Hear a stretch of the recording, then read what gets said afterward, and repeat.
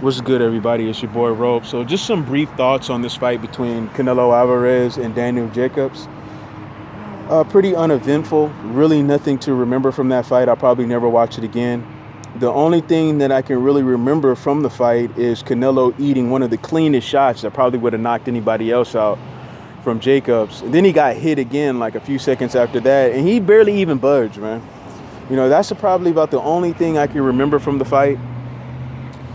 Pretty disgusting commentary, especially the first half of the fight, because these commentators, see, this is why I hate listening to the commentary whenever it's a media hype fighter. And when I say a media hype fighter, and I'm talking about Canelo, I'm not saying that Canelo sucks. That's not what I mean by media hype.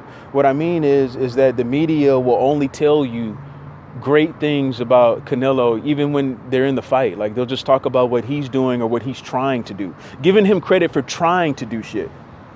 That's what I can't stand, man. It just takes me out of it, enjoying the fight the way that I'm supposed to enjoy it.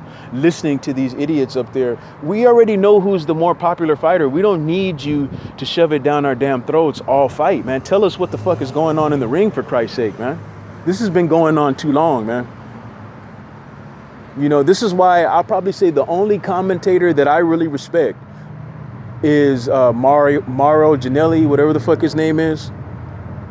That's probably the only guy that I really respect, because he's the only guy who knows how to do his job correctly, man. He'll let you know what's going on in the ring. Nobody else really does that, man. A lot of these other guys, even like ex-fighters, they're just wishy-washy, man. Sometimes they'll call the fight, right? And then other times, just depending on who's the ring, they'll just fluff up the popular fighter all night.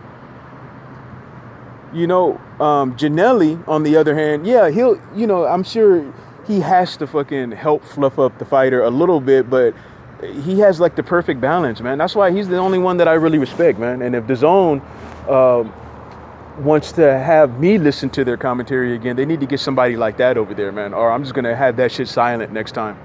You know what I'm saying? But Canelo really didn't do shit the first half of the fight. Neither did Jacobs, but at least he was touching him with jabs. I just hated the jabs that Jacobs was throwing because they had no snap on him. All he was doing was pushing him out there. And so Canelo's jab looked 30 times better than Jacobs, because Jacobs didn't want to snap it out there like he fucking meant it. He just wanted to touch him and score points. Man, knock this motherfucker out, man. What makes you think you're going to beat this guy on points? Knock him the fuck out, man. I sat there in both of these fights, the one with Triple G and this one with Canelo, rooting for Daniel Jacobs to go in there and do what he did against like Kid Chocolate, man. I'm sitting here waiting for him to do something in those two fights. And the Kid Chocolate fight, I'm expecting to enjoy a good fight, and I couldn't even fucking sit down before the shit was over.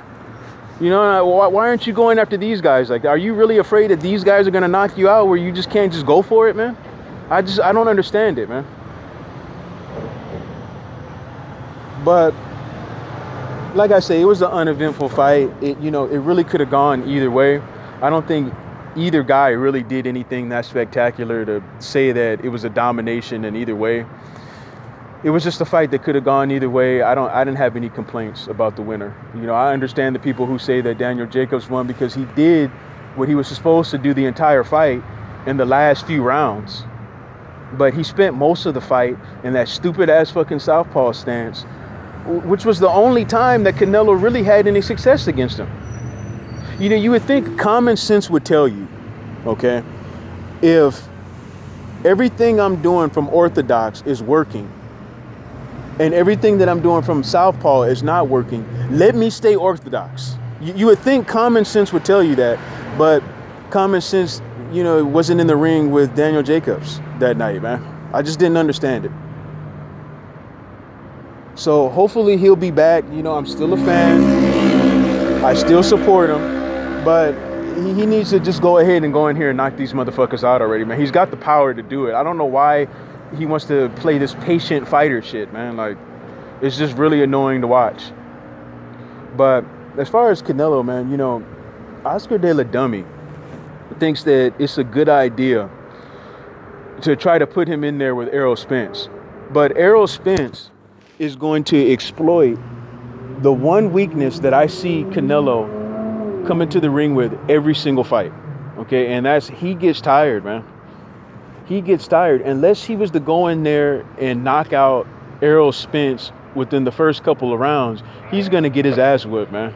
Because Errol Spence goes to the body, which none of these other fighters that fight Canelo seem to be interested in going to his body for whatever reason. I mean, you would think that's what they would do, like they would try to make that a game plan of theirs, since he does gas out in every fight. But everybody headhunts against him, and even though he's slipping all their punches, they're still out there throwing punches, trying to hit his head like idiots. You know what I mean? Instead of just going to his body, which is stationary.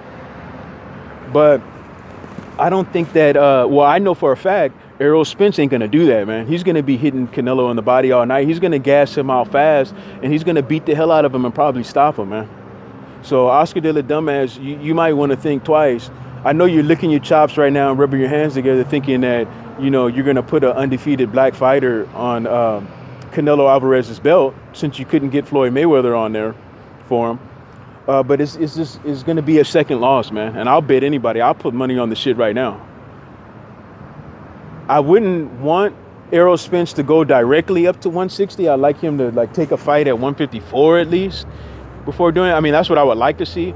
But if he wanted to just skip 154 altogether and just go right up to 160 and fight Canelo, I would still fucking support him. I would still think that he's going to win that fight. Only thing I would tell him is, don't let them try to trick you with these little tricks that they try to use and shit. You're the one who's a smaller fighter who's coming up. Don't let them tell you can't rehydrate to this, or you can only do this. Fuck that. You tell them fuck you. You know what I'm saying? I'm not going to pay no fine for a weight that I am after the fucking weigh-in. Okay, if I weigh 160, we're just getting in the ring. Fuck all that extra shit. You know what I mean? But that's my thoughts on the fight, man. You guys let me know your comments. I'm out.